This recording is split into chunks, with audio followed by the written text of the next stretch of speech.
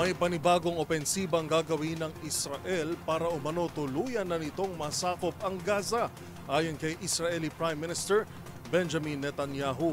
Habang sinilaban naman ang buhay ng isang lalaki ang dalawang turista dahil umano sa hirap makahanap ng trabaho. Ang mga balita mula sa ibayong dagat tinutukan sa Global Headlines Report ni James Galange.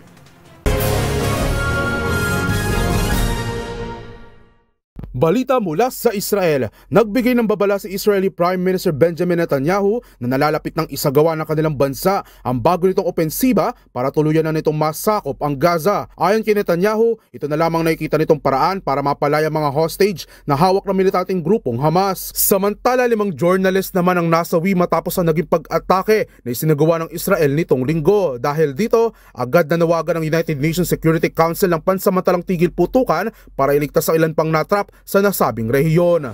Sa ating susunod na balita, pasintabi po sa mga manonood, sinilaban ng buhay ng isang lalaki ang 2 Singaporean tourist sa Bangkok, Thailand. Sa video, may kitang namimilipit at pagulong-gulong ang mga biktima habang nababalot ng apoy. Agad namang nahuli ng mga otoridad ng suspect at sinabing dala lamang ito ng depresyon dahil hirap daw mo nitong makahanap ng trabaho. Agad namang dinala sa ospital ang mga biktima at kasalukuyang nasa maayos ng kondisyon. At yan ang mga nakalap nating balita mula sa iba't ibang panig ng mundo. Para sa MBC TV Network News, ito si James Galange ng DZRH TV, una sa Pilipinas, una sa Pilipino.